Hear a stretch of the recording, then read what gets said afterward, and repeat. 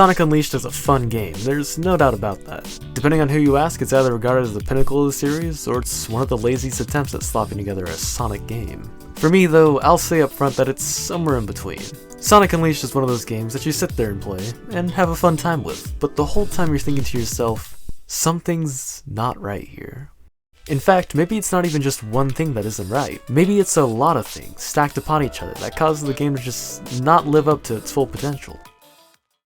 Balancing the fundamentals of a game so that it's compelling and engaging, or, something that's worth playing, isn't an easy task. These fundamentals are as follows: the gameplay and the controls, as well as the visuals and the story.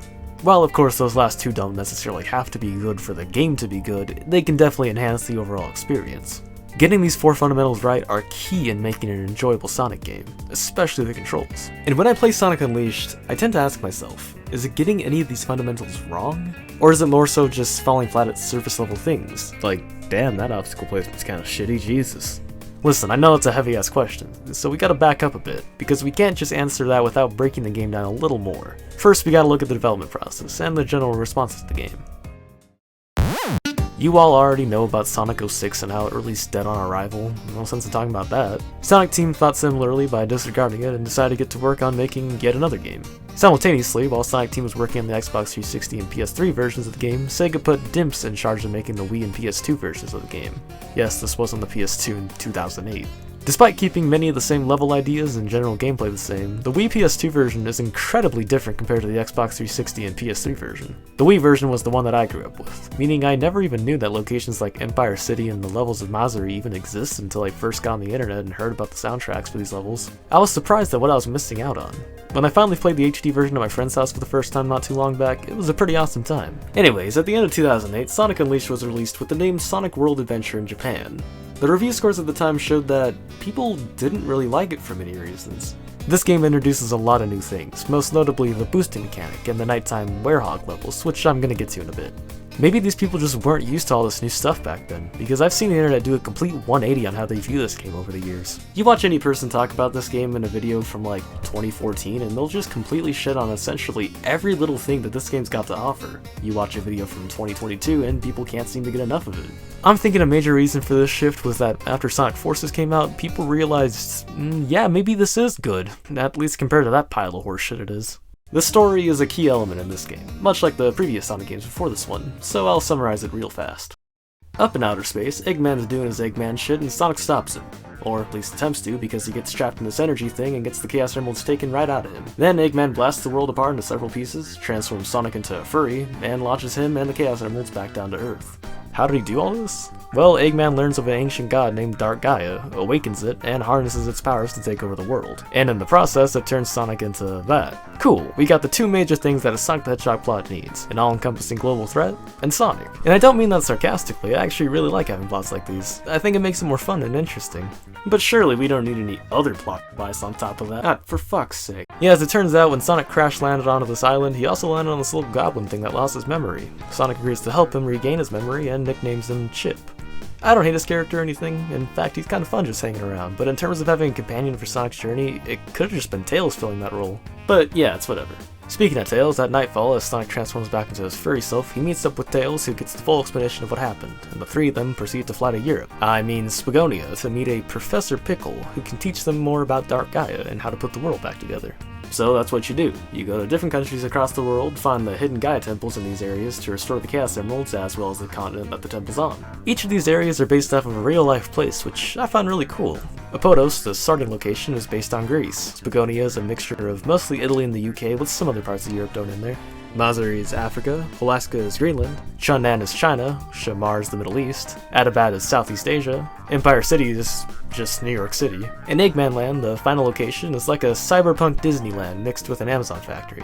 Okay, we got the story covered, and I like it. I think this game gets the tone right. It's got high stakes, but it's still consistently fun.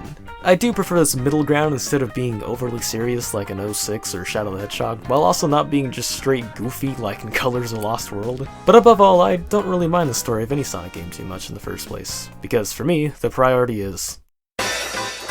During the day, you go fast, and during the night, you go slow. That's the bottom line here. A byproduct of this dynamic is that the night levels, the ones where Sonic turns into a werehog and have you swing from pole to pole and beat up these spirit monster things, they take disproportionately longer than the day stages. The ones that have you boosting at fucking 6,000 miles an hour through neighborhoods and across water and stuff. I don't personally mind the shift in gameplay style from fast to slow, as we've seen this stark contrast in gameplay styles in other Sonic games plenty of times before this. So what's the issue that people seem to have? I've seen different people give different reasons. Oh, it's too slow, or it's too difficult, or I don't want to beat up things in my Sonic game. While these reasons may be valid, they aren't my reasons. I just think that the controls aren't exactly right. Something about the way the werehog moves, it isn't satisfying. I'm not saying I need some Sonic Adventure 1 levels of fluidity when moving, but I prefer something less stiff. Once you level up in the latter half of the game, it does get better. The attacks learn from experience, flow better, and do more damage compared to before, but it still isn't ideal, at least in my eyes. The level design in these segments ain't half bad. While they do drag on a little long for my liking, they don't get boring or anything. Within the nighttime levels, as well as the daytime levels, these medals are placed in hidden areas that encourage you to explore and collect them. Obtaining more medals unlocks more stages. I've seen some people point at these as being a downside of the game, causing the pacing to be unnecessarily slow. In the Wii PS2 version, it uses the medals to unlock these closed doors in the explorable Gaia temples, which have these little obstacle courses behind them to get things like 1-ups. These are more or less the replacement for the hub world, since this version doesn't have any, just these shitty point-and-click maps. And the medals are rewarded based on how well you did in the stage. And, you know, that's actually pretty cool. I think I prefer that rather than searching back through previous levels just so I can progress through the fucking game. One thing I do find annoying though is that you always need some insane number of medals to open these locked doors in the Wii PS2 version. And Chip's like, well Sonic, this door won't open yet, looks like you need 374 sun medals or something, fuck you. The daytime stages are undoubtedly the highlight of the game. Full of fast-paced reaction-based gameplay, they really get you pumped up. Or at least, they do for me. Every now and again you do some quick time event, which are harder than they seem. As you replay the stages more and more, you naturally get better as you remember, oh yeah, drift right here. Oh shit, I forgot the homing attack there, god damn it, well I'll do it next time. And once you get the hang of it, it's really fun. The Wii version follows roughly the same formula, although the boosting is different here. By shaking the controller, you blast off for a couple of seconds at top speed, severely limiting your movement, so you gotta be mindful of when you use it, instead of just smashing X or square to blast through all the shit. The level environments are nothing short of gorgeous. Even the Wii version does a decent job at maintaining the same feeling of vast landscapes to traverse quickly through. In addition to playing through the standard stages, both the day and night levels have bonus stages, which I'm not gonna lie, some of them suck ass, like Spagonia Day Act 2 and Chunman Night Act 2. Man, fuck those levels, bro. But most of them are enjoyable though. The special game mode that you only play twice are these airplane flying segments, which are just a series of quick-time events. While they are inspired from Sonic Adventure 1's airplane segments, they are a significant step up in quality, since you're not just chilling there the whole time waiting for it to finish, you actually gotta pay attention and do something. So yeah, the visuals are amazing, the gameplay is decent, with a few hiccups here and there, and the controls are generally alright. It seems that overall, yes, Sonic Unleashed does succeed in getting these fundamentals right. Real quick, let me just touch on the music because holy shit, it's incredible. There's no other way to put it. I just love it. It's different from the rock-heavy genre of previous games, while also different from the EDM-inspired music of the later games. Instead, it's got more of an orchestral feel to it, which produces some really incredible sounding stuff. This game's got so much going for it, but it still isn't ideal. I think we can answer now the question of, is it getting fundamental mechanics wrong, or is it more just surface level things? It's definitely the latter. Unleashed simply has too many small issues that just diminish the overall experience.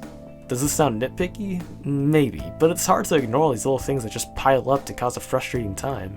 Things like the medal collecting restrictions, the length of the nighttime stages, the skill-based progression system causing the werehog to kinda control like shit at the beginning of the game. It's hard to ignore all that. Let me make one thing clear though, above all. These few poor design choices don't make the game entirely bad, they just unfortunately diminish it for me. Even then, this game's still a lot of fun. If you happen to be playing through it, just make sure to remember that there's some major bullshit sprinkled throughout it. And let me give you some tips to, help you with your troubles. First, collect as many medals as you can at the beginning. The backtracking ain't the most fun thing in the world, so do what you can to avoid it. Secondly, in the 2D section of the daytime levels, if it feels like you've just been running straight for a little too long, there's a good chance something out of you is coming up, so you better jump or boost, either one. This game's all about reactions, so being agile when going 5 billion miles an hour will make you die less. If you happen to do the right action, there's a good chance you'll either avoid taking damage, or you might even find a cool secret. And thirdly, take your time with the game. Trying to blast through the entire thing as fast as you can will only lead to frustration, as you aren't really intended to do that. Take a little time to learn the combos of the werehogs, spend a little time at the item shop to get XP to level yourself up so you'll be faster and stronger. These small things will help you out. Trust me. Nice. You and I have learned how to properly enjoy this game and look past the issues with it. Now, you beat the final boss. After Sonic and Chip restore the planet back together, they have to go through Eggmanland, the Armageddon beast of a stage that has you swap back and forth between Daytime Sonic and Werehog Sonic. And this is only the case for the HD version, as the Wii version isn't actually set up like this, it's just like any other stage, day, then night. After completing that, you fall down to the core of the Earth and come face to face with Dark Gaia as he betrays Eggman. In the events prior to this, Chip regains his memory and it's revealed that the antithesis to Dark Gaia is actually Chip, since he's Light Gaia. When I was younger, I thought it was kinda silly due to the obvious differences in their appearances, but later on I realized that that's kind of the point. It's more or less a David and Goliath type situation. But yeah, he gathers up the temples from across the world to make this gigantic structure. Then you fight Dark Gaia as Chip, and then as Super Sonic. After beating him, Chip ends up dying at the end. Damn. Rest in peace, little guy. Congrats though, you finished the game! Sonic Unleashed is, at its best, one of the most compelling and enjoyable Sonic games to date. And at its worst, it can be frustrating and a little unforgiving. Playing through the Xbox version with my friends recently was a hell of a time, and I would truly recommend you at least try it out if you haven't. If you don't want to buy it, you can just emulate it, but if you don't even want to do that, you can just get Sonic Generations and play the modded daytime stages on that. There's some amazing time to be had here, and it's pretty great seeing this little dumbass have a decent game every now and again. Let's hope that going forward, Sonic will match or even exceed this game's quality. I guess we can only hope.